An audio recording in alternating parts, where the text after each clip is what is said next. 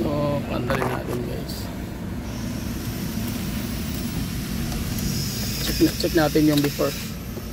Pag overheat ito, overheat siya, and then nag-overheat nga. Tapos ang gawin natin, mag-change oil tayo, tapos mag-energy refill tayo.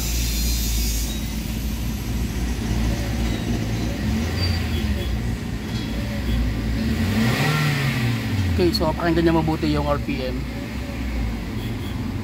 Yung galit ng makina maririnig mo into 3,000. Yan o, 3,000 RPM. So ibig sabihin na yung galit niya na 3,000, kailangan natin idukutin hanggang 1,000. Ibalik natin sa tamang idle. Yan o, para siyang loss compression.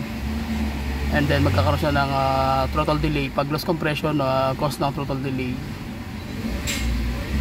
Yan o. Yung galit 3,500 hanggang 4,000. Hindi ko na i-RPM ng malakas ng 5,000. At least may idle lang natin. So lagyan natin, tara. Yan mo yung yung before niya. Yung RPM nasa kuan.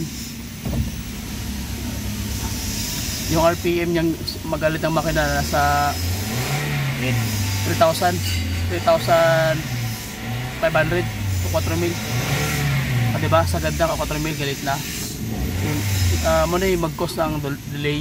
So delay siya, overtake ni mo, delay ka karangkada ba. So kailangan yung galit niya ito 3,200, mabalik natin sa 1,200 to 1,500. Muna yung standard nga galit ng makina RPM niya.